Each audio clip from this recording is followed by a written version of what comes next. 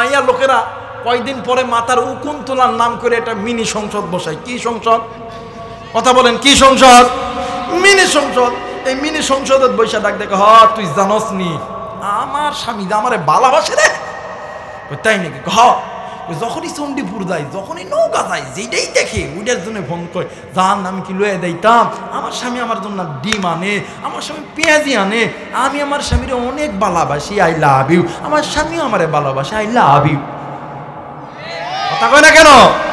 কিন্তু ঘরের যেটা আছে এটা আই লাভ ইউ কয় না, এটা কয় না, কিন্তু বাইরে আরেকটা আছে ফোনের মধ্যে, এটার সাথে ডাক দেখো, জান আমি তোমারে ছাড়া বাঁচতাম না, I love you, I love you. আল্লাহ রাব্বুল আলামিন ডাক দিয়ে বললেন, পৃথিবীর মানুষ, আমি আল্লাহ রাব্বুল আলামিন তোমাদেরকে বড় দয়া কইরা, বড় মায়া কইরা আমি আল্লাহ তৈরি করছি। এ মুসলমান বাদানরে একটু আওয়াজ করে বলবেন, আপনাকে আমাকে যিনি সৃষ্টি করছেন তিনি কে? আরেকবার বলেন, তিনি কে?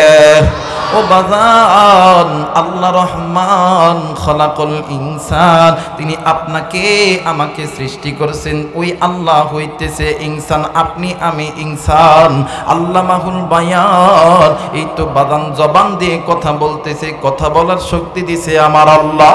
আল্লাহ রাব্বুল আলামিন ডাক দিয়ে কই, পৃথিবীর মানুষ, আমি আল্লাহ রাব্বুল আলামিন বলে দিলাম, আলাম নাজআলনাহু আইনাইন ওয়া নিসানা ওয়া শাফাতাইন। বান্দারে, তোমার চোখ, তোমার কান, তোমার নাক, তোমার মুখ সব কিছু দিছি আমি আল্লাহ। ফি আইয়ি সূরাতিন মা শাআ রাকাবাক, এত সুন্দর সূরত, এত সুন্দর চেহারা, এত সুন্দর বডি ল্যাঙ্গুয়েজ সব কিছু দিছি আমি আল্লাহ। কিন্তু বান্দা বান্দিরা রে, আজ কোন দুনিয়া পাইয়া, আজ কোন দুনিয়ার মায়ায় পড়িয়া, আজ কেন বান্দা তুমি আমি আল্লাহরে ভুলিয়া গেলা? কেন বান্দা তুমি আমি আল্লাহর কোরআন থেকে দূরে গেলা? কেন বান্দা তুমি মসজিদ থেকে দূরে গেলা? ও বান্দা, এখনো সময় আছে, এখনো সময় আছে। তোমরা যে কোরআন ছেড়ে দিছো, তোমরা যে আমি নবীর সুন্নাত ছেড়ে দিছো, তোমরা যে মসজিদ ছেড়ে দিছ, ওই পথগুলো জাহান্নামের পথ। আমি আল্লাহর পথটা হইল, আমি আল্লাহর পথটা হইল, আমি আল্লাহর জান্নাতের পথ। একটু আওয়াজ করে বলেন সুবহানাল্লাহ। বন্ধুরা রে, আল্লাহ রাব্বুল আলামিন ডাক দিয়ে বললেন, পৃথিবীর মানুষ, আমি আল্লাহ তোমাদেরকে, তোমরা যদি জাহান্নামের আগুন থেকে বাঁচতে চাও, আমি আল্লাহর পক্ষ থেকে যেই দুইটা রহমত আমি আল্লাহ নাজিল করছি, এই দুইটা রহমত নিয়ে তোমরা আনন্দ করো, উল্লাস করো। আমি আল্লাহ এক নম্বরে তোমাদের জিন্দেগির গুনাহ মাফ করব, দ্বিতীয় নম্বরে আমি আল্লাহ জান্নাত দিয়ে ধন্য করব। মুসলমান বন্ধুরে, কলিজার টুকরা যুবক, তুমি কি দেখো না আজকে এই চণ্ডীপুর পরামানিক যুবকরা কত ভালো, এরা কোন মায়ের সন্তান, এদের মা বাবাদের কত বড় ভাগ্যবান, যে মায়ের সন্তানগুলি নিজের জাহান্নামের আগুন থেকে বাঁচার জন্য নবী নিয়ে, কোরআন নিয়ে আনন্দ করতেছে। আর আজকে তুমি আমি আজকে এই কোরআনুল কারীমের কাছ থেকে মুখটা ফিরিয়ে নিতেছি।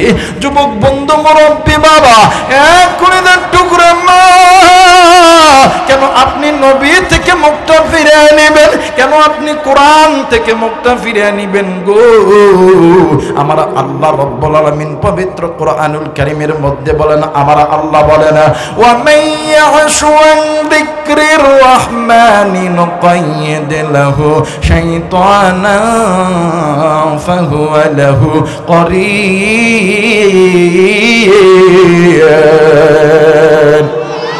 আরেকবার বলেন আল্লাহু আকবার, আরেকবার বলেন আল্লাহু আকবার।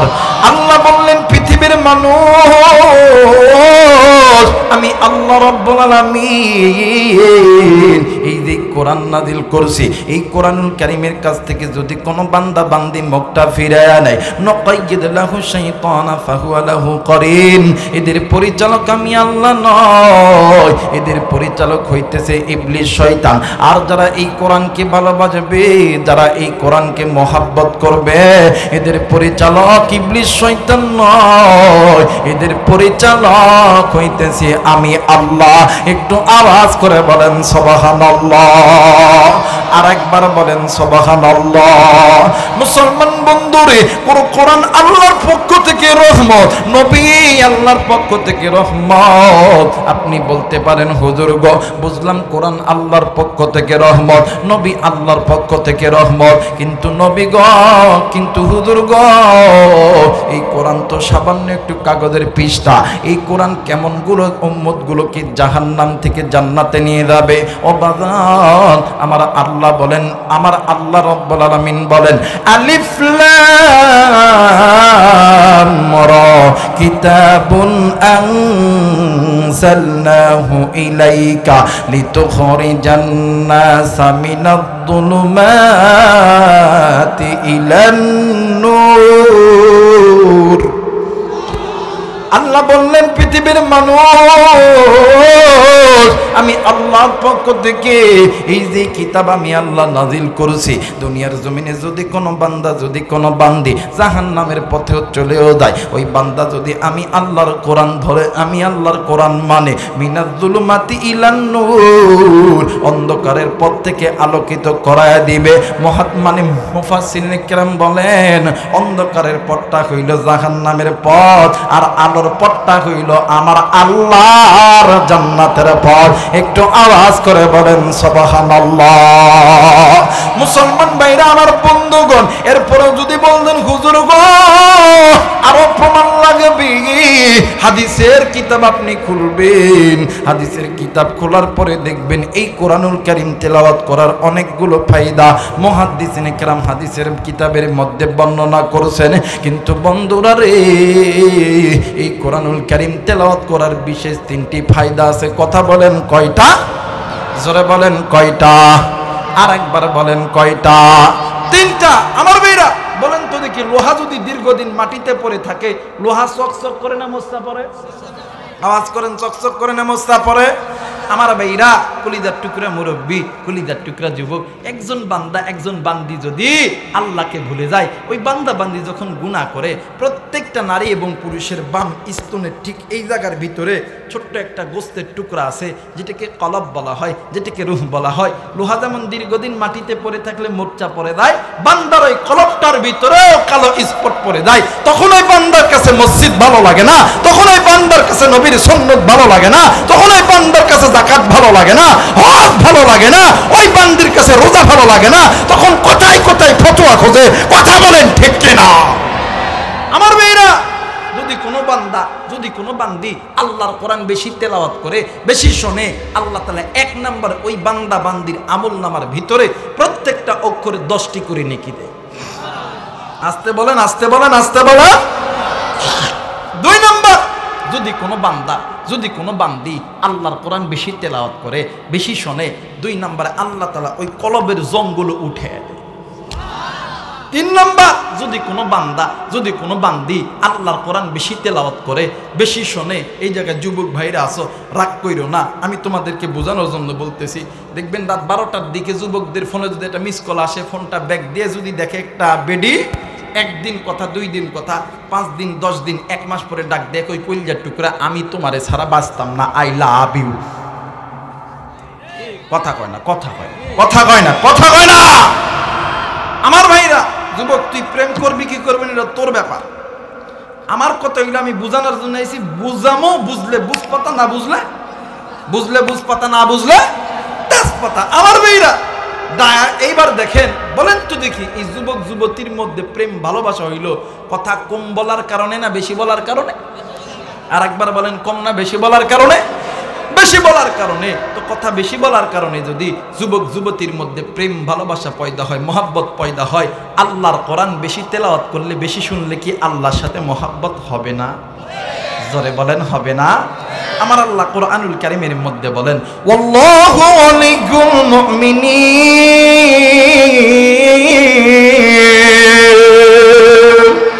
আল্লাহ বলেন ওই বান্দা ওই বান্দি আমি আল্লাহর বন্ধু। যারা আল্লাহর বন্ধু হবে এদের কি কোনো ভয় আছে?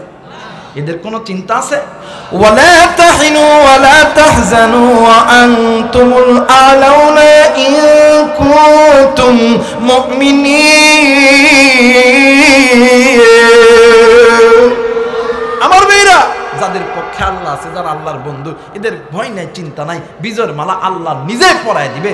বলেন তো দেখি, যারা আল্লাহর বন্ধু, যারা আল্লাহর দোস্ত, এদেরকে আল্লাহ দামি পুরস্কার দিবে না কম দামি পুরস্কার দিবে? আর একবার বলেন, দামি না কম দামি? কেমন দামি? আল্লাহ বলেন ইন্নাল্লাযীনা আমানু ওয়া আমিলুস সালিহাতি কানাত লাহুম জান্নাতুল ফিরদাউসি নুজুলা। সবচেয়ে দামি পুরস্কার জান্নাতুল ফিরদাউস দিয়ে ধন্য করবে। একটু আওয়াজ করে বলেন আল্লাহু আকবার। আর একবার বলেন আল্লাহু আকবার। তাহলে বোঝা গেল কোরআনের দাম আছে না? কথা বলেন আছে না? কিন্তু আজকে মুসলমান নিজে গুনাহ করি, কোরআন পড়ি না, নিজে গুনাহ করি, নবীর সুন্নত মানে না। বাজান, একটা সন্তানকে আপনাদের পাশেই মাদ্রাসা কোরআন শিক্ষার জন্য ভর্তি করে দেন, আপনাদের পাশেই শিমুলিয়া মাদ্রাসা, আপনার পাশেই চণ্ডীপুর মাদ্রাসা, একটা সন্তানকে ভর্তি করে দেন। যে সন্তান যেদিন থেকে কোরআনুল কারীম তেলাওয়াত করবে, তেলাওয়াতুল কোরআনের ওসিলায় আল্লাহ তাআলা আপনার কবরে আযাব মাফ করে দিবে। জোরে বলেন আল্লাহু আকবার। আজকে যে যুব সমাজ এই আয়োজন করছে, এরা তো ইচ্ছা করলে জায়গায় গানও গাইতে পারত, কথা হয় না কেন? কিন্তু এরা করে নাই, কারণ এদের দিলের ভিতরে এক জাররা পরিমাণ হলো আল্লাহর মহব্বত আছে। এই জন্য এরা আলেমদেরকে নিয়ে এই জায়গার ভিতরে কোরআনের মজমা বসাইছে, যাতে করে আলেমদের মুখ থেকে একটা কথা শুনে মানুষগুলো জাহান্নামের আগুন থেকে বাঁচে। কথা বলেন ঠিক কিনা? কিন্তু মুরব্বী, আপনি যতই টাকাওয়ালা মানুষ হন না কেন, যুবক তুমি যতই সুন্দর হও না কেন, তুমি যতই শিক্ষিত হও না কেন, সময় থাকতে আল্লাহর পথে আসো। নতুবা সিপা চিনেন আপনারা? কথা কয় না, সিপা চিনেন? 3.5 হাত সিপা চিনেন না বাবা? হ্যাঁ, এই সিপার একটা গল্প মনে হয়ে গেল কমনই। কথা বলেন, বলবো?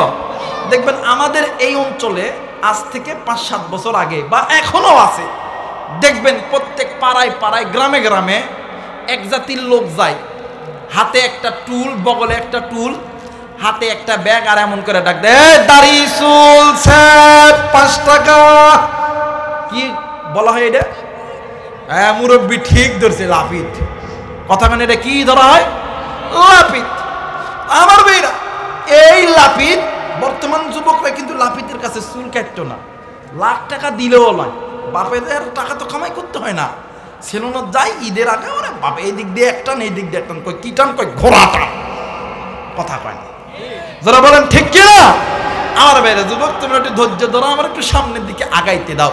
আমার ভাইরা, তো এক পোলা আইছে ঢাকা থেকে ঈদ করার জন্য। কি করার জন্য? ঈদ করার জন্য। তো ঈদের এখনো একদিন বাকি আছে। তো দেখবেন আমাদের সমাজের ছোট ভাই বড় ভাই যারা আছে, ঈদের আগের দিনে যত সুন্দর করে চুল কাটা যায়, যত সুন্দর করে কি সেভ করা যায়, এরা করে। এই সন্তানও চুল কাটার জন্য সেলুনে যাইতেছে। তো এলাকার ভিতরে দাদা থাকে না, নানা থাকে না, ডাকতে রাতি কই দাস, কই কেন চুল কাটতে যাই, আরে চুল কাটবি এখানে আসবে তো, এখানে একটু ধৈর্য ধর, আজকে দুই নানা আল্লাতি একসঙ্গে চুল কাটতাম। এখন হাতির সঙ্গে ইয়ার কি ঠাট্টা করতেছে। ইতিমধ্যে লাপিত বেটা বগলের মধ্যে একটা টুল লয়ে ডাক দেখ, দাড়ি চুল 5 টাকা। শোন আই, আমরা নানা নাতি দুইজন চুল কাটতাম, দুইজন কি চুল কাটতাম। আমার ভাইরা কয় টাকা? এমনিতে 5 টাকা, ঈদের দিন 10 টাকা, আপনারা দুইজন মিলে 15 টাকা দিন।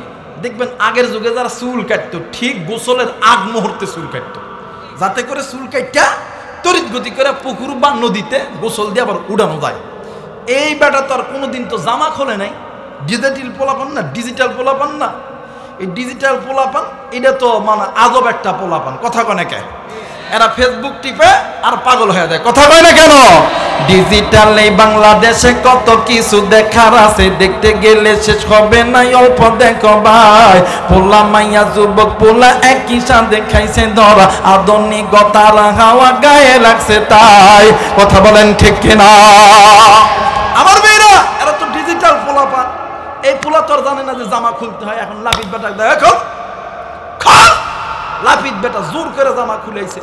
আর লাপিদের একটা কৌশল হইল, দেখবেন এই দুই হাঁটু কি কয়, হ্যাঁ, এই দুই হাঁটুর মাঝখানে মাথা দেয়, দেওয়ার পরে চুল কাটে, কথা কয় না। কেবা আমি কি কথা করছি না তোমাকে সাথে?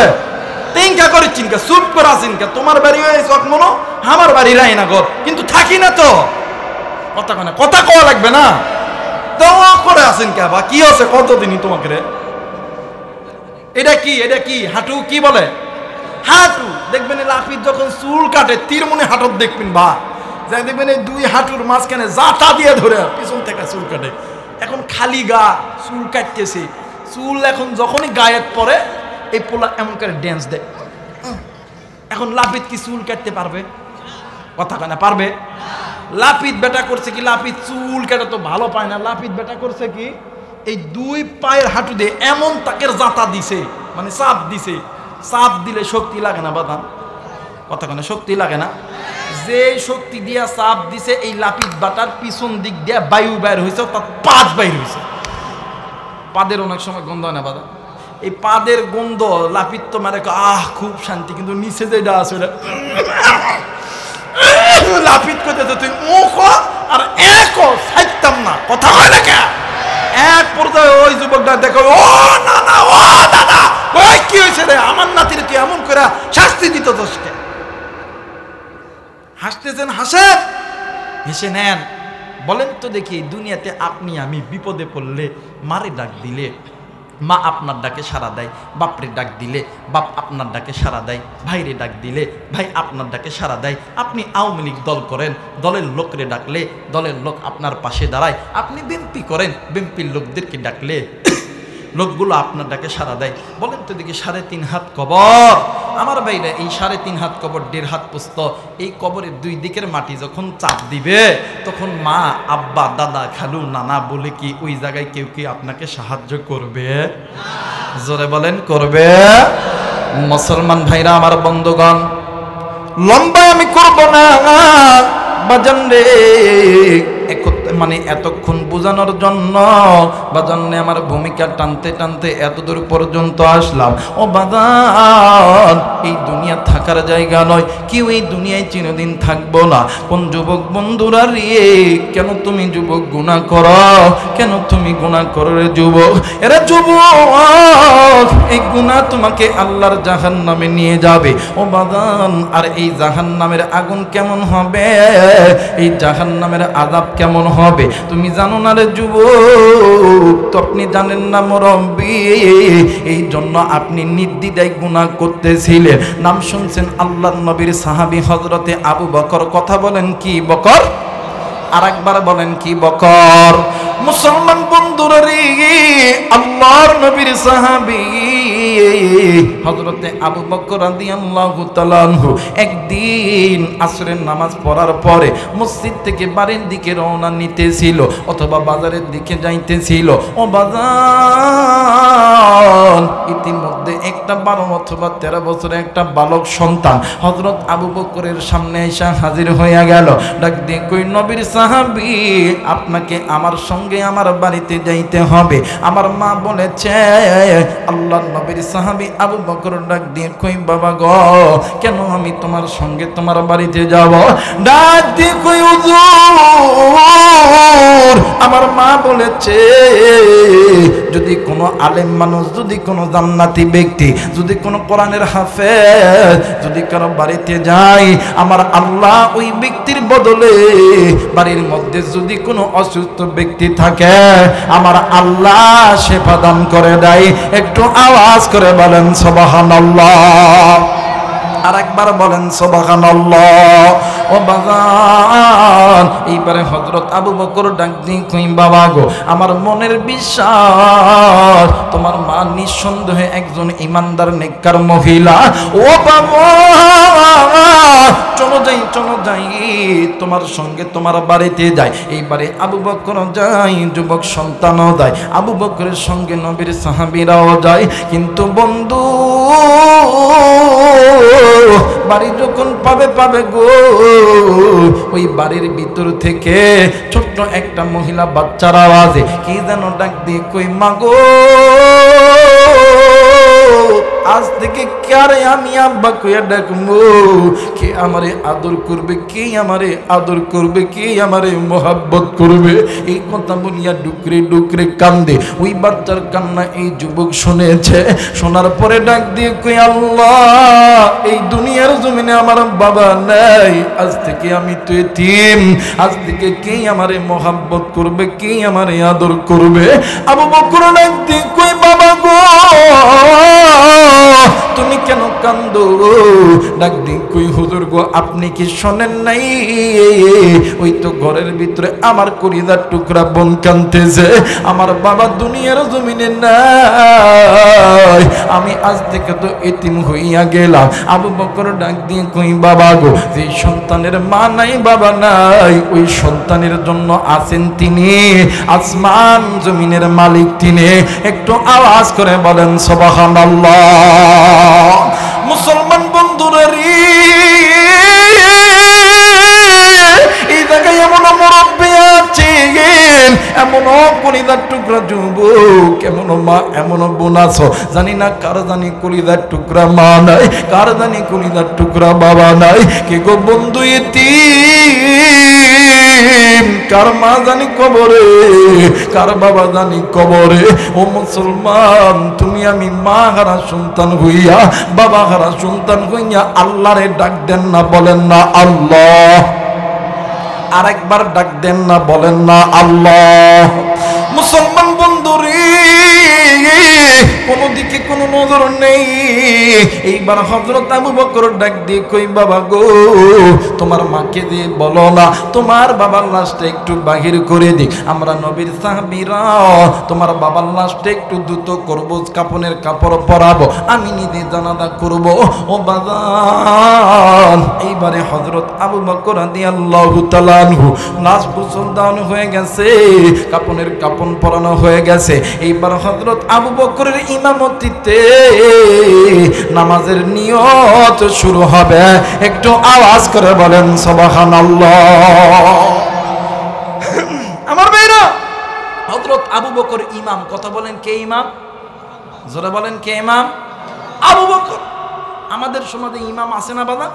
আমরা কিন্তু ইমামদেরকে মোহাব্বত করি, ভালোবাসি, আবার ইমাম যদি ভুল করে ইমামরে সাইজ করতে ভুলি না। কথা বলেন ঠিক কিনা? কিন্তু যারা আলেম ওলামার দিকে যারা আঙ্গুল তুলে কথা বলো, তোমরা আলেমদেরকে আঙ্গুল তুলে কথা বলো না। আল উলামা ওয়ারাসাতুল আম্বিয়া, তোমরা নবীর ওয়ারিসদের দিকে আঙ্গুল তুলে কথা বলো, আর এর জবাব হাসরের ময়দানে তোমাদেরকে দিতেই হবে। কথা বলেন ঠিক কিনা? আমার মেয়েরা, এবার হযরত আবু বকর তিনবার নামাজ ভুল করেছে। কয়বার? জোরে বলেন কয়বার?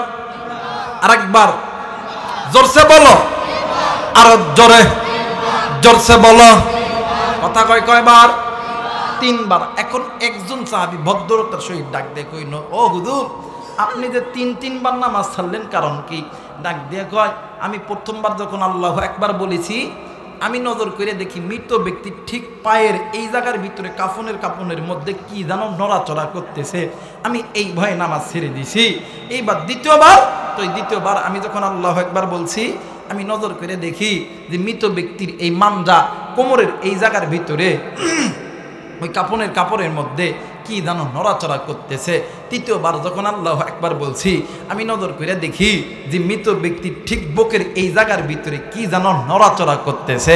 একটু আওয়াজ করে বলেন না আল্লাহু আকবার। কয়েকজন সাহাবী মিলিয়া ডাক দিয়ে কই, হুজুর, আপনি যদি অনুমতি দেন তাহলে আমরা এই লাশের কাপড়টা একটু চেক করবো। তো কয়েকজন মিলিয়া এক পা দুই পা করে লাশের কাপড় যখন চেক করতে গেছে, ওই লাশের কাপড়ের ভিতর থেকে একটা সাপ বাইর হয়ে মৃত ব্যক্তির বুকের উপর দাঁড়ায় গেছে। এই দুনিয়ার জমিনে এমন কোন মা নাই, এমন কোন বাপ নাই, সন্তান মারা গেছে, সন্তানের খাটিয়ার উপরে সাপ দাঁড়ায় আছে। কোন মা কি সহ্য করতে পারে? জোরে বলেন পারে? অথবা বাপ মারা গেছে, মা মারা গেছে, সন্তান লাশের সামনে দাঁড়ায় আছে, ওই মা বাবার খাটিয়ার উপরে সাপ দাঁড়ায় আছে, কোন সন্তান কি সহ্য করতে পারে? জোরে বলেন পারে? মুসলমান ভাইরা আমার, বন্ধুগণ, আর নৌকার বাবাজিরা,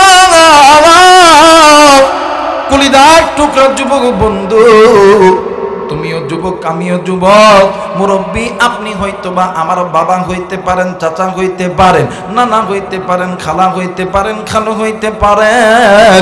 কলিজার অন্তর থেকে কথাগুলো বলতেছি বাজান, খুব খেয়াল করে শুনতে চাই রে বন্ধু। ও বাজান,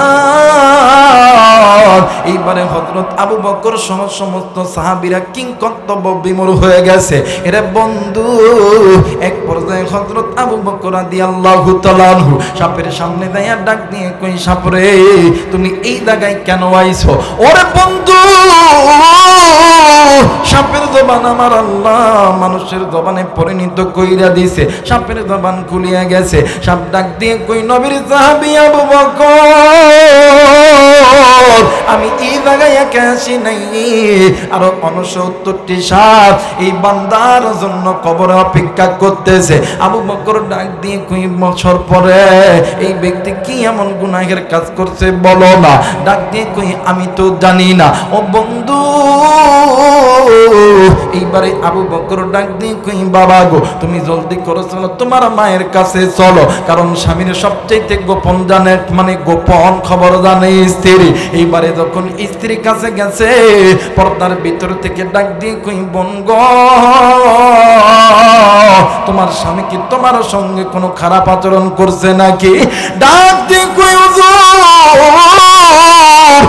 এক আল্লাহর কসম দিয়ে বলি গো, আমি যেই দিন থেকে এই বাড়ির পুত্র বধূ হয়েছে, ওই দিন থেকে আমার স্বামী আমার সঙ্গে উচ্চ গলায় কোনো কথা বলে নাই। একটু আওয়াজ করে বলেন সুবহানাল্লাহ। কিন্তু বন্ধুরা রে, বর্তমান আমার বাংলাদেশে স্বামী স্ত্রী ঘরের ভিতরে ঝগড়া হয়, দ্বন্দ্ব হয়, এর একটাই মাত্র কারণ হইল ওই ঘরের মধ্যে আল্লাহর রহমত নাই। যে ঘরের মধ্যে স্বামী স্ত্রীর মহব্বত ভালোবাসা আছে, ওই ঘরের মধ্যে আল্লাহর রহমত আছে, ওই ঘরের মধ্যে আল্লাহর বরকত আছে। কথা বলেন ঠিক কিনা?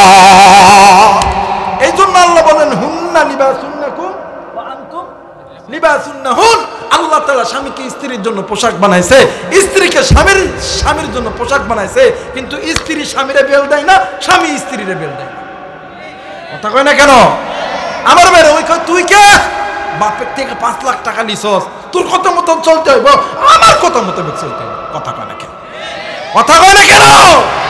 আমার ভাইরা, আবার কিছু লোক আছে বড় লোক, বিয়া করছে গরিবের বেটি, এই কিছু কথা কয় না। বউরে মারবেন না, মোহাব্বত করবেন, ভালোবাসবেন। মাঝে মধ্যে বাজারে যান না, আপেল কমলা একলাই খান, একটা আপেল লিয়ে ডাক দিবেন, জান তোমার নামে কি লইতাম? ওরা কোনোদিন করবে না যে খাইতাম। দেখবেন মাইয়া লোকেরা কয়দিন পরে মাথার উকুন তোলার নাম করে একটা মিনি সংসদ বসায়। কি সংসদ? কথা বলেন, কি সংসদ? মিনি সংসদ। এই মিনি সংসদের বৈশা ডাক দেখে, হ তুই জানস নি আমার স্বামী আমারে ভালোবাসে রে। তাই নাকি? হ, যখনই চণ্ডীপুর যাই, যখনই নৌকা যাই, যেটাই দেখে ওইটার জন্য ফোন করে, জান আমি কি লয়ে দিতাম? আমার স্বামী আমার জন্য ডিম আনে, আমার স্বামী পেঁয়াজি আনে, আমি আমার স্বামীর অনেক ভালোবাসি, আই লাভ ইউ। আমার স্বামীও আমারে ভালোবাসে, আই লাভ ইউ। কথা কয় না কেন? কিন্তু ঘরের যেটা আছে এটা আই লাভ ইউ কয় না, এটা কয় না, কিন্তু বাইরে আরেকটা আছে, ফোনের মধ্যে এইটার সাথে ডাক দেখো, জান আমি তোমার ছাড়া বাঁচতাম না, I love you, I love you. কথা কয় না কে? দুই ছেলের বাপ, এক বেটা এক বিটি, ও এখন রাস্তার পথে এই কুয়াশার মধ্যে ডাক দেয়া কই, জান আমি তোমাকে ছাড়া কাউকে বিয়ে করবো না, আমি কিন্তু বিয়ে করি নাই। কথা কয় না কেন? ভাইয়া এইটা হচ্ছে গুনাহ, এই গুনাহ তোমাকে জাহান্নামে নিয়ে যাবে। ভাইয়া আপনি কেন গুনাহ করেন? দাম্পত্য জীবনে সুখের দরকার আছে না? যারা বলেন আছে না? এই জন্য স্ত্রীদেরকে মহাব্বত করবেন, আর স্ত্রী যারা আছেন তাদেরকেও বলে যায় স্বামীর খেদমত করবেন, স্বামীকে মহাব্বত করবেন, স্বামীকে ভালোবাসবেন। আমার নবীজির কাছে একদিন নবীজির সমস্ত স্ত্রীরা ডাক দিয়ে কই, নবী গো বলেন তো দেখি আপনি কাকে বেশি ভালোবাসেন? সুবহানাল্লাহ বলবেন না? আল্লাহর নবী কেবল বলবে, ইতিমধ্যে জিবরাইল আমিন ডাক দেয়, হুজুর মহিলাদের খপ্পরে পড়েন না। কথা কেন? মহিলাদের খপ্পরে পড়েন না, কারণ এরা শয়তানের জাল। এরা কিসের জাল? যারা বলেন কিসের জাল? দেখবেন এরা, দেখবেন ওরে বাপ রে বাপ, হায় রে ফেসবুক, ওরে বাপ রে বাপ, টিভি সিডি দেখা ইমান নষ্ট করছে 12 মাস, মোবাইল আসিয়া আবার করছে বড় সর্বনাশ। কথা কয় না। এই মোবাইল দেখে আর ইন্টারনেটে জামা কিনে অমুক নায়িকা পড়েছে অমুক রকম, ওরে বাপরে বাপ, একটুক নেই একটুক নেই। কথা কয় না।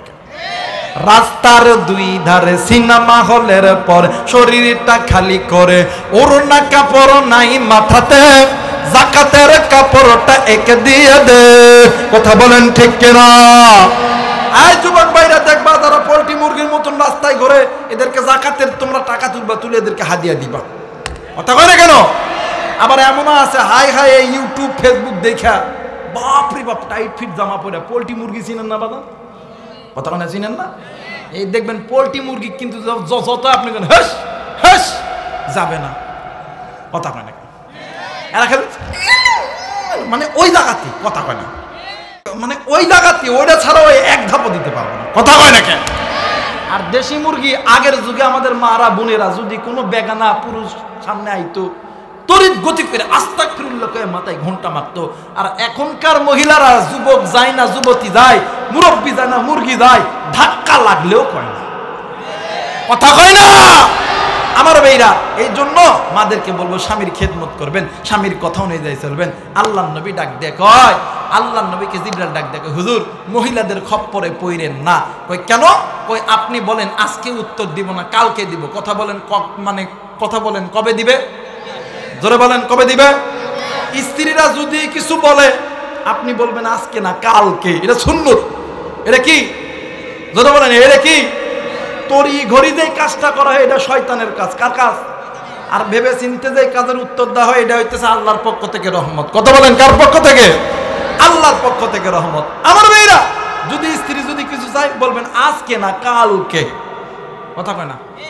আজকে না কালকে। পরের দিন আল্লাহ নবী এশার নামাজ পড়ার সময় যখন বাড়িতে আইবে, জিবরাইল আমিন হাজির ডাক দেখে, নবী গো আপনারা বিবিদেরকে কইছিলেন কারে বেশি ভালোবাসেন, আল্লাহ বুদ্ধি শিখাই দিছে, এই খেজুর নেন, প্রত্যেক বিবিরে একটা একটা করে খেজুর দিবেন, আর যেই বিবিরে খেজুর দিবেন বলবেন ওই বিবি যাদের অন্য স্ত্রীর কাছে না কয়। সুবহানাল্লাহ বলবেন। ডাক দিয়ে আল্লাহ নবী যেই বিবির কাছে গেছে, যে ঠিক কপালের এই সোজা চুম্মা দিছে। কোন সোজা? এই দুই ভুরুর কি মাঝখানে। আর আম করে যুবকরা তো চুম্মা দিতেও জানে না। কথা কয় না? কথা কয় না কেন? আরে এমন জায়গায় চুম্মা দিতে হয় যাতে করে বউয়ের সাথে তোমার মোহাব্বত হয়, আর এমন জায়গায় চুম্মা দেয় যাতে বউ তোমার উপর রাগ হয়। কথা বলেন ঠিক কিনা? এটা সুন্নত। সুন্নত কিছু ওলামায়ে কেরাম জেনে নেবেন, মসজিদের ইমাম সাহেব আছে, মুয়াজ্জিন সাহেব আছে, জেনে নেবেন। আজকে আর ওই দিক যাব না। আমার মেয়েরা দেখবেন আল্লাহ নবী প্রত্যেকটা বিবিরে খেজুর দিস, দেওয়ার পর ডাক দেখে, শোনো আমি যে তোমার খেজুর দিলাম এটা তুমি কাউরে কইবা না, আমি তোমারই ভালোবাসি, আই লাভ ইউ। সুবহানাল্লাহ কইবেন না? আমার মেয়েরা সব বিবিরে দিতে। পরের দিন সকালবেলা ফজরের নামাজের পরে সমস্ত বিবি খেলে হাসে, সমস্ত বিবি খেলে হাসে, ডাক দেখো আমার মোহাম্মদ আমারে ভালোবাসে। ও কয় আমার মোহাম্মদ আমারে ভালোবাসে। বলেন তো দেখি খেলাইতেছেন কে? জোরে বলেন কে? এই জন্য স্ত্রীকে মহাব্বত করবেন, কারণ স্ত্রীকে আল্লাহ তাআলা তোমার জন্য পোশাক বানাইছে, তোমাকে আল্লাহ স্ত্রীর জন্য পোশাক বানাইছে। একটু আওয়াজ করে বলেন আল্লাহু আকবার। আর একবার বলেন আল্লাহু আকবার। মুসলমান বন্ধুরা রে, অনেক মা এসেছে, মায়েদের জন্য বাদান 2টা মিনিটের ভিতরে একটা কথা বলে যায়। মা গো কেন তোমরা গুনাহ করবা? মা কেন তোমরা গুনাহ করবা? ও বাদান, নবীজির কুনমানির নবীজির স্ত্রী হযরত খাদিজা, কি এই খাদিজা, যেই খাদিজা ইসলামের জন্য নিজের অর্থ সম্পদ সব কিছু নবীর জন্য বিলীন করে দিয়েছে। নবীর যতগুলো স্ত্রী, সমস্ত স্ত্রীদের চাইতে আল্লাহর নবী যখন একা থাকতেন, আল্লাহর নবী খাদিজার কথা মনে মনে কইরা কান্না করতেন। একটু আওয়াজ করে বলেন সুবহানাল্লাহ। মুসলমান বন্ধুরা রে, আমার ভাইরা, আমার বাবাজিরা রে, এইবারে আল্লাহর নবী একদিন ঘরের বাইরে কোনো না কোনো কাজে আছে। হঠাৎ করে হযরত খাদিজা রাদিয়াল্লাহু তাআলা আনহা ফাতেমারে ডাক দিয়ে কই, মা গো তোমার বাবার কাছে একটু বলো না তোমার বাবাকে ঘরের মধ্যে আসতে। আল্লাহর নবী মায়ের নবী তোর নবী ঘরের মধ্যে যখন আইছে গো মা খাদিজা জোর দিয়ে যাইয়া আল্লাহর নবীর জড়ায়া ধরছে, নবীও খাদিজারে জড়ায়া ধরছে। ডাক দিয়ে কই স্বামী গো আমি মনে হয় বাঁচব না, কিন্তু আমি দুনিয়া থেকে চলে যাব, কিন্তু দুনিয়া থেকে যাওয়ার আগে আপনার কাছে আমি 3টা আবদার করব। কথা বলেন কয়টা আবদার? আর একবার বলেন কয়টা আবদার? 3টা আবদার। 1 নাম্বার আবদার হইল স্বামী গো আমি যদি মারা যাই আপনি নিজেই আমারে গোসল দিবে, নিজে আমারে কবরে নামাইবে। আল্লাহর নবী ডাক দিয়ে কই এটা কেমনে করে সম্ভব? ডাক দিয়ে কই স্বামী আল্লাহ তাআলা আপনার জন্য আমারে হালাল করেছে, আমার জন্য আপনারে হালাল করেছে। আল্লাহ তাআলা আমার জন্য আপনারে পোশাক বানাইছে, আপনার জন্য আমারে পোশাক বানাইছে। আমারে যদি অন্য কোন মহিলা গোসল দেয় আর এই গোসলের কথা যদি অন্যান্য মহিলার কাছে বর্ণনা করে তাইলে তো আমার পর্দার খেলাপ হয়ে যাবে। আল্লাহর নবী ডাক দিয়ে কই খাদিজারে আমি এই দায়িত্ব নিলাম। 2 নাম্বার ডাক দিয়ে কই নবী গো আপনি যখন আমার কাফন দিবেন আপনার জুব্বা দিয়ে আমারে কাফন দিবেন। আল্লাহর নবী বলল এটাও মেনে নিলাম। ডাক দিয়ে কই 3 নাম্বার আপনি আমার কবরের সওয়াল জবাব দিবেন।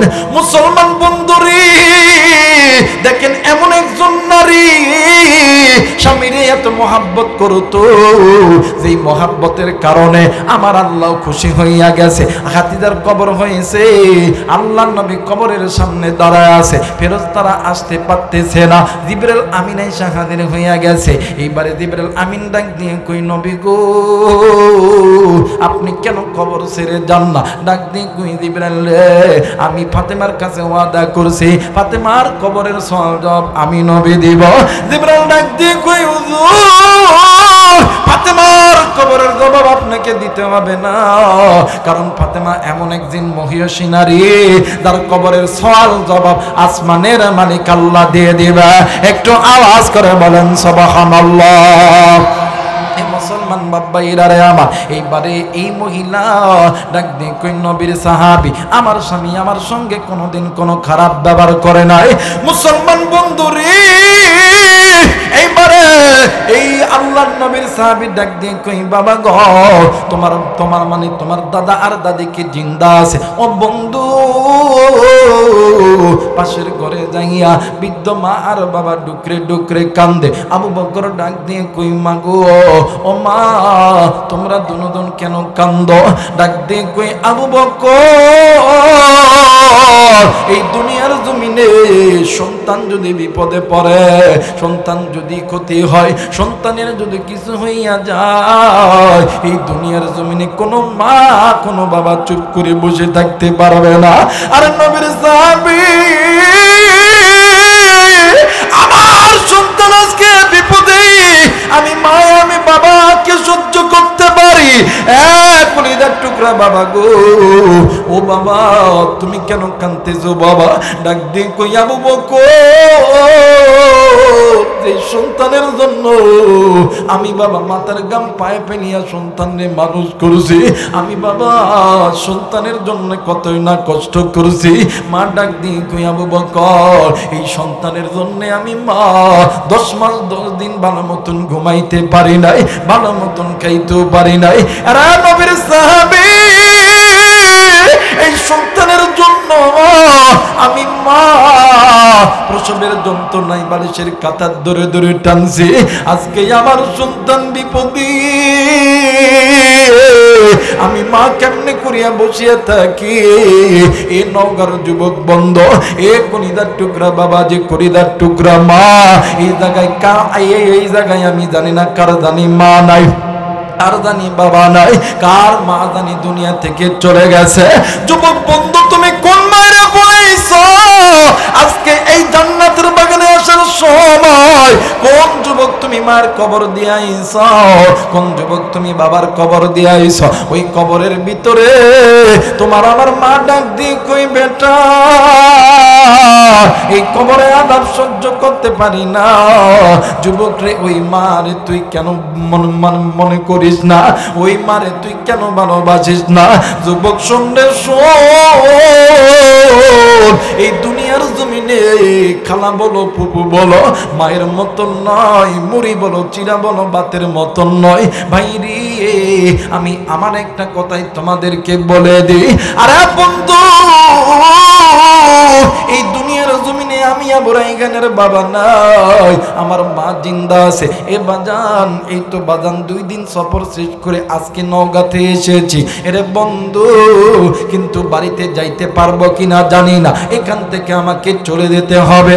কিন্তু বন্ধুরি আমি আমার অভিজ্ঞতার একটা কথা তোমাদেরকে বলি, আজ থেকে 1 বছর আগের ঘটনা। আমার বোন একদিন ঠিক রাত 2টার দিকে আমারে ফোন দিয়ে ডাক দিয়ে কই ভাইরে তুই কোথায় আছ? আমি ডাক দিয়ে কই ভাইয়া আমি তো আছি অনেক দূরে আছি। ডাক দিয়ে কই ভাইরে বাড়িতে কি আসবি না? আমি বলতেছে কি হইছে বলো না। ডাক দিয়ে কই ভাইরে মা কেমন জানি রাত্রি বেলা ঘুমাই না রে ভাইয়া। এরে বন্ধু ওই দিনই আমি বাড়িতে আইছি, আসার পর সকালবেলা ঘুম থেকে উঠিয়া আমার ছোট্ট একটা বাস্তি আছে। ডাক দিয়ে কই চাচ্চু তুমি থাকবা না যাবা? আমি বললাম কেন? ডাক দিয়ে কই তুমি যদি চলে দাও তাইলে আমার একটু জিনিস কিনে দাও। আমি ওরে জিনিস কিনে দেওয়ার জন্য দোকানে গেছি, বাড়ির পাশে দোকান। দোকান থেকে ফেরার পথে ও বাগান ডাক দিয়ে কই চাচ্চু গো, ও চাচ্চু আমি তো দাদির সঙ্গে থাকি, কিন্তু চাচ্চু রাত্রি যখন গভীর দাদিমা ভালো মতন ঘুমাই না। আমার দাদিমা ঘরের বাপ জানায় কেমন জানি চেতন হইয়া থাকে। এইবারে বাড়ির মধ্যে ঢোকার পর আমি আমার মারে খাবারের পরে আমার ঘরে ডাক দিলাম। ডাক দিয়ে কইলাম মা গো সত্যি কইরা বল রে মা কেন তুই ঘুমাস নাই রে মা? আমার মা ডাক দিয়ে কই বেটা রে কে তুরে কইছে, কে তুরে কইছে? এই কথা বলে আমার মা কান্না করে দিয়েছে। আমি মারে বুকের ভিতর জড়াইয়া ডাক দিয়ে কইলাম মা গো তুই নাকি রাত্রিবেলা ঘুমাস নাই রে মা? আমার মা আমার ডাক দিয়ে কই বেটা রে কোন মায়ের যদি 5টা সন্তান থাকে, একটা সন্তান যদি বাড়ির বাইরে থাকে, ওই মা কোনোদিন ভালো মতন ঘুমাইতে পারে না।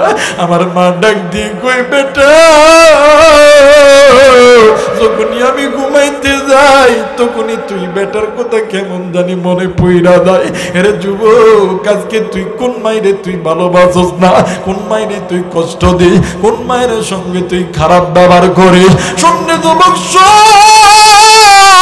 আজকে মাহফিল শেষ করিয়া ওই মায়ের কাছে যাবি, ওই বাবার কাছে যাবি রে, ওই মা বাবার কাছে মাপ চাইবি, ওই মা বাবার কাছে দোয়া নিবি। বাজান রে এই তো কোরআন আমার কাছে আছে, এই কোরআন মাথায় নিয়ে বলতেছি রে যুবক তুই ডাক্তার হবি না ইঞ্জিনিয়ার হবি, তুই জজ হবি না ব্যারিস্টার হবি, তুই উকিল হবি না মুক্তার হবি, তুই এমপি হবি না মন্ত্রী হবি রে, ওই মা বাবার কাছে দোয়া নিবি। ওই মা বাবা দোয়া করতে দেরি, আমার আল্লাহ কবুল করতে দেরি করে না। মুসলমান বন্ধুরা রে আমার ভাইরা আমার বাবাজিরা রে এইবারে মা জননী ডাক দিয়ে কই নবীর সাহাবী আমি মা কি পারি সন্তানের দুঃখ কষ্ট সহ্য করতে? ডাক দিয়ে কই মা গো তাইলে তুমি কি তোমার সন্তানকে মাফ করবা না? ডাক দিয়ে কই বাবা গো আমার সন্তান যেই দিন থেকে বুঝমান হয়েছে আমি মায়ের সঙ্গে কোনোদিন খারাপ আচরণ করে নাই। ডাক দিয়ে কই নবীর সাহাবী যদি আমাদের ইচ্ছায় অনিচ্ছায় সন্তান যদি খারাপ কাজ করে থাকে আমরা মা বাবা বলে দিলাম আমরা আমার সন্তানদেরকে মাফ কইরা দিলাম। একটু আওয়াজ করে বলেন সুবহানাল্লাহ, আরেকবার বলেন সুবহানাল্লাহ, আরেকবার বলেন সুবহানাল্লাহ।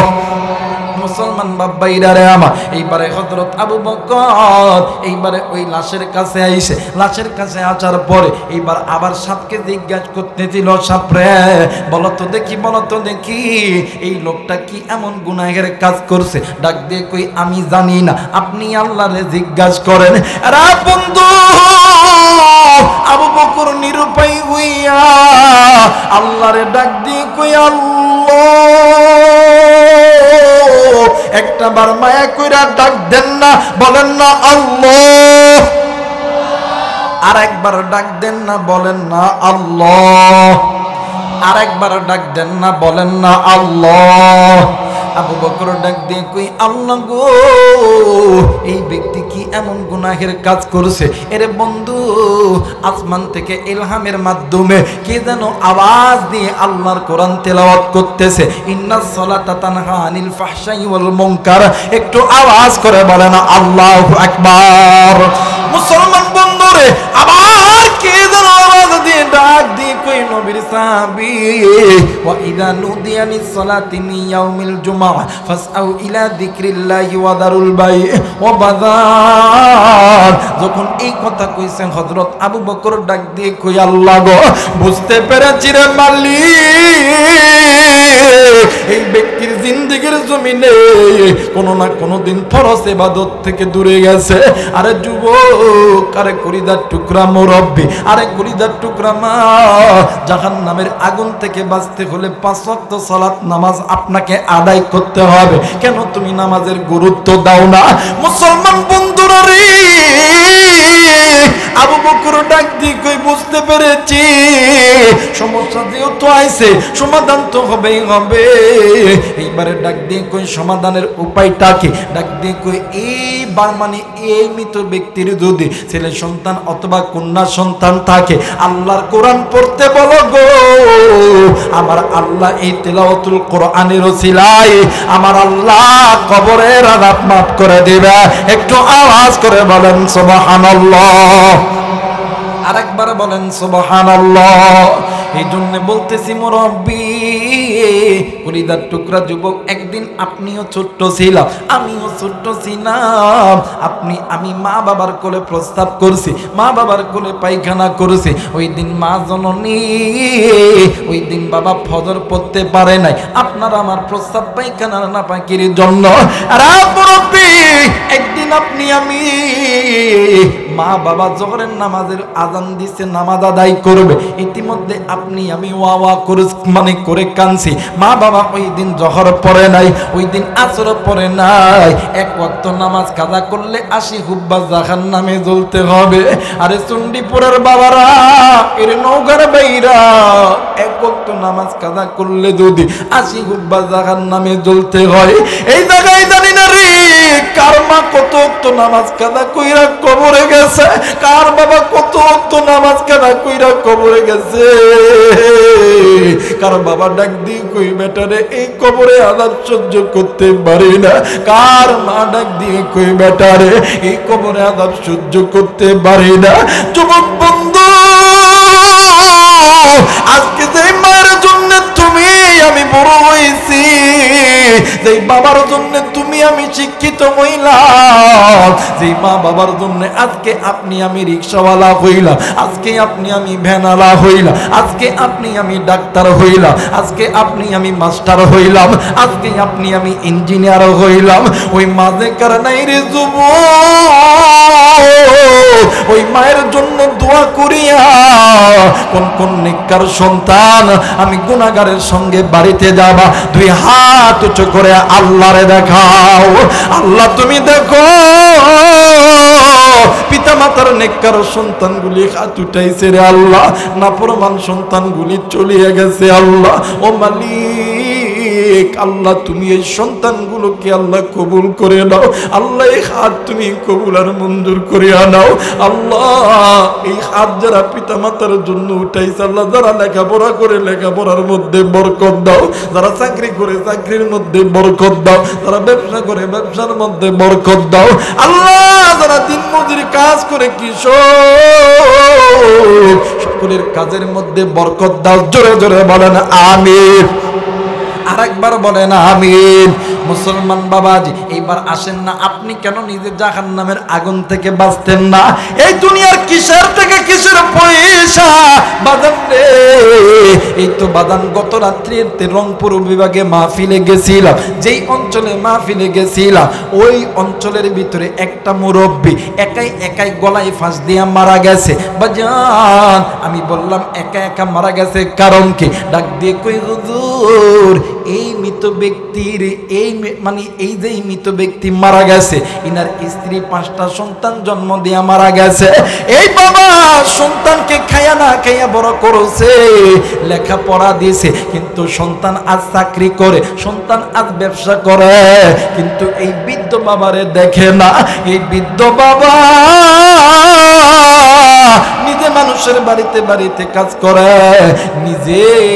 নিজে বাজার করে, নিজে ভাত রান্না করে, তরি তরকারি কিনে, নিজে আবার খায়।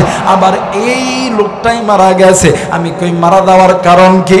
ডাক দিয়ে কই খাতার মধ্যে লিখিয়া গেছে, আমি যদি এই মুহূর্তে অসুস্থ হয়ে পড়ি, আমার চিকিৎসা করবে কে? কে আমাদের রান্না কইরা খাওয়াইবে? কে আমার সেবা যত্ন করবে? এই দুনিয়ার জমিনে আমার সন্তান ছিল, সন্তান নাই, আমিও দুনিয়ায় থেকে কি করব? এইবারে মুরব্বিও মারা গেছে। ও বাজান, আপনার সন্তানকে ডাক্তার বানানো আপত্তি নাই, ইঞ্জিনিয়ার বানানো আপত্তি নাই, আর্মি বানানো আপত্তি নাই, কিন্তু এমন একটা সন্তান জন্ম দেন গো বাবা, এমন একটা সন্তান সুশিক্ষায় শিক্ষিত করে, যাতে করে আপনি বৃদ্ধ বয়সে আপনার সন্তান যাতে আপনাকে বৃদ্ধাশ্রমে না রাখে, যাতে আপনার সন্তান আপনাকে একা একা বিনু করে না খাওয়াইতে হয়।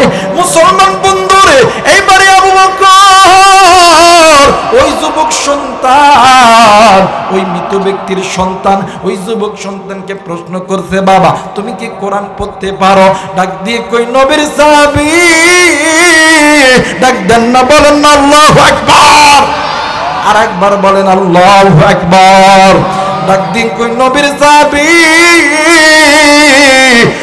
আমি মুসলমান, আমার বাবা মুসলমান, আমার দাদা মুসলমান, আমার মা মুসলমান, আমার নানা মুসলমান, নানি মুসলমান, আমি মুসলমানের বাচ্চা, আমি যদি কোরআন না পড়তে পারি তাইলে তো মুসলমানদের বদনাম হয়ে যাবে। আজ বাংলার জমিনে অনেক যুবক তুমি কোরআন পড়তে জানো না, আর যুবক হাতে ধরে বলে যাই, মসজিদের ইমাম সাহেব আছে প্রতিদিন আসরের নামাজের পরে, ভাই গ একটু একটু করে 2 লাইন করে পড়তে পড়তে বাদান 1 মাসে তুমি কোরআন পড়তে পারবা। অথবা সাথে মাদ্রাসা আছে, মাদ্রাসায় যায় তুমি কোরআন পড়বা, কারণ তুমি যে মুসলমান, তোমার প্রমাণ কি তুমি মুসলমান? তুমি তো মুসলমানের সংবিধান তুমি কোরআন পড়তে জানো না। আরে বন্ধু, ডাক দিয়ে কই নবীর সাহাবী, আমি কোরআন পড়বো, আমি আমার বাবার জন্য কোরআন পড়বো। এইবারে যুবক সন্তান যখনই কোরআন পড়তে লাগছে, এইবারে ওই এক ছোট্ট বোন আছে, ডাক দিয়ে কই ভাইয়া আপনি কি একাই বাবারে ভালোবাসেন, আমি কি বাসি না? একটু আওয়াজ করে বলেন আল্লাহু আকবার। আর একবার বলেন আল্লাহু আকবার। আওয়াজ হয় নাই, হয় নাই, হয় নাই, ডাক দেন না, বলেন না আল্লাহু আকবার। আর একবার বলেন আল্লাহু আকবার। বন্ধুরে, ছোট্ট বাচ্চা ডাক দিয়ে কই ভাইয়া আপনি কি একাই আব্বারে ভালোবাসেন, আমি কি আব্বারে ভালোবাসি না? ও ভাইয়া, আপনার দেহের মধ্যে যেই পিতার রক্ত, আমার দেহের মধ্যে তো একই পিতার রক্ত। ভাইয়া আসুনা আসুনা, আমরা ভাই আর বোন দুজন মিলিয়া আল্লাহর কোরআন তেলাওয়াত করি। এবার 2 ভাই আর বোন যখন আল্লাহর কোরআন যখন তেলাওয়াত করতে লাগছে, সাহাবায়ে কেরাম অপলক ক্ষেত্রে 2 সন্তানের দিকে তাকায় আছে। তেলাওয়াত যখন শেষ, এক পর্যায়ে আল্লাহর নবীর সাহাবীরা ডান বাম সামনে পিছন উপর নিচ খুইজা দেখে যেই খাটিয়ার উপরে সাপ ছিল, ওই খাটিয়ার উপরে সাপ নাই, সাপ নাই রে, ওই জায়গায় সাপ নাই। সাপ কোথায় যেন উদাও হয়ে গেছে। আসমান থেকে কে যেন আমার দিয়ে ডাক দিয়ে কই আল্লাহর বান্দা, চিন্তা করিস না রে নবীর সাহাবী, এই ব্যক্তির কবরের আযাবের ফেরেশতা নাই, জান্নাতের ফেরেশতা এসেছে। একটু আওয়াজ করে বলেন সুবহানাল্লাহ।